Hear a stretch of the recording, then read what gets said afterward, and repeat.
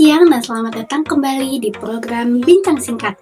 Kali ini kita akan membahas perjalanan menegangkan timnas Indonesia U23 dalam ajang yang prestisius. Nah, setelah melewati serangkaian yang menegangkan, timnas Indonesia U23 berhasil melangkah ke semifinal dan mengalahkan tim Korea Selatan dengan skor 2-2 dan penalti dengan skor 11-10. Namun, di pertandingan selanjutnya, timnas Indonesia U23 kalah melawan Uzbekistan dengan skor 2-0. Kemudian, timnas Indonesia U23 juga bertanding kembali nih melawan Irak dalam perebutan tempat ketiga. Tetapi, lagi-lagi Indonesia berhasil dikalahkan oleh tim Irak dengan skor 2-1. Namun, semangat juang timnas Indonesia belum padam. Mereka memiliki satu kesempatan terakhir untuk meraih tiket menuju Olimpiade Paris.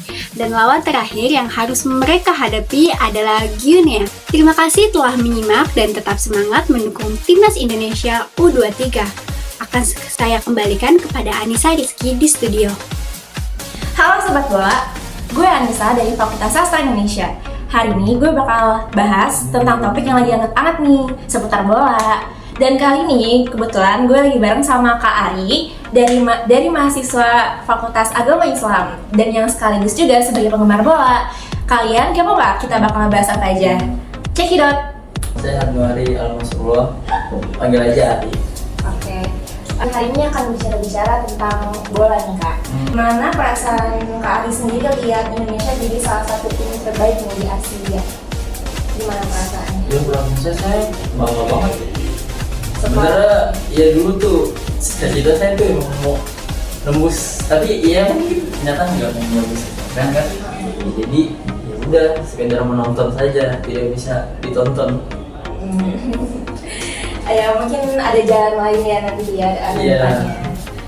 Soal pertandingan Indonesia vs Korea Selatan dulu nih. Iya. Kakak nonton kemarin pertandingan yang Korsel, nonton. Nonton gimana tuh tanggapannya kan itu bisa dibilang pertandingan yang panas ya. Menurut kakak gimana? Itu sangat gimana ya? Detak jantung tuh ya. Ya bener ya. Mau tidur tuh nggak tenang, nggak. Iya, nggak bisa. Udah tidur tuh pasti bangun lagi, gitu. Itu sampai final. Sampai penalti sampai. Iya sampai selesai, sampai pure gak yang Arkan Fikri itu gagal penalti. Iya. Aduh, itu udah harapan dia pakai gagal. Kenapa gitu? Terus gimana perasaannya pas di prank sama penaltinya? Justin Horner. Nah, untung VR bekerja di situ kan. Jadi iya. Justin Horner menang. Sebenarnya sih Hamner itu udah nggak masuk nih gua. Bener kan nggak masuk, tapi untung ada PR di situ jadi kebantu kan, diulang lagi sama masih Sanevan. Ternyata percobaan kedua masuk dan bisa membawakan keunggulan bagi timnas Indonesia kan.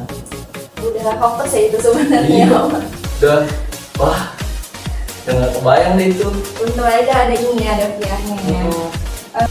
Nah setelah pertandingan dari Korsel itu kan kita lihat sendiri ya respon dari supporter Indonesia itu yang kira-kira menurut kakak tuh terlalu berlebih nggak sih?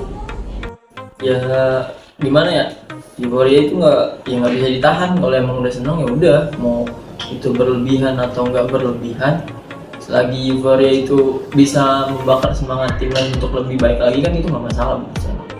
Jadi ya sah-sah saja. Kalau emang euforia itu agak sedikit berlebihan ya namanya wajar ya. Baru kali ini kita ngalahin Korsel kan, apalagi di tempat final, dan mulangin Korsel untuk pertama kalinya tidak ikut Olimpiade. Sementara Korsel itu adalah langganan ikut Olimpiade dari 1995 kalau nggak salah. 8 kali berturut-turut ikut Olimpiade, terus kita gagalin. Itu kan satu pencapaian ya, walaupun agak berlebihan ya nggak apa-apa. Nah, tapi kan setelah pertandingan itu kan Indonesia mengalami kekalahan ya sebanyak 2 kali. Nah itu sebenarnya sangat disayangkan ya. Menurut Kari sendiri di kekalahan 2 kali beruntun itu ada yang salah nggak kira-kira dari mungkin ada masalah internal kan menurut kakak atau mungkin gimana tanggapannya? Sebenarnya itu bukan masalah internal ya, lebih ke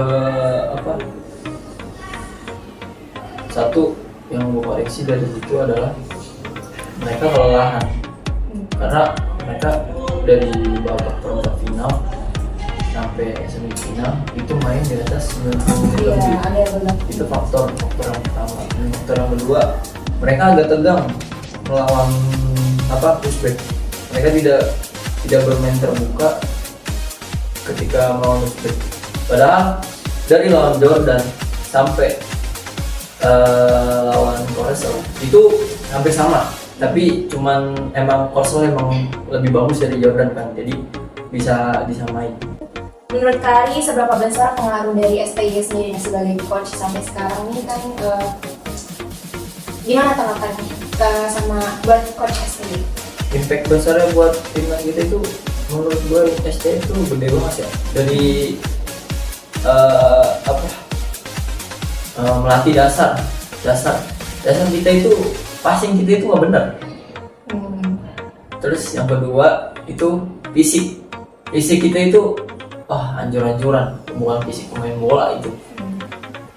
Makanya kenapa gue bilang impact STY itu besar banget ya, STY telah benerin semua itu.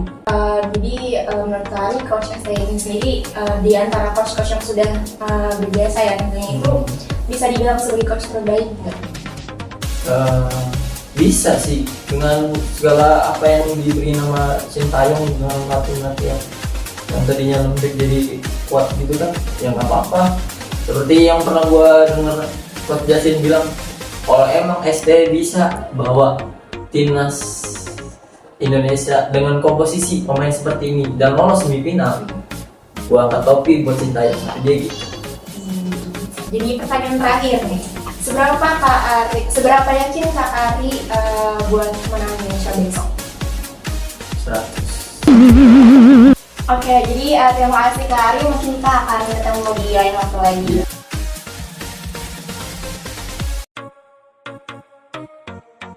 Nah, kita semua kan tentu masih merasakan getirnya kekalahan timnas Indonesia U23 dalam pertandingan terakhir mereka melawan Guinea.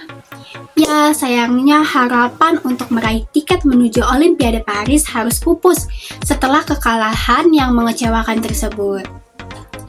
Namun, tak perlu larut dalam kesedihan, ada tantangan baru nih yang menanti, dan itu adalah dukungan untuk timnas Indonesia senior.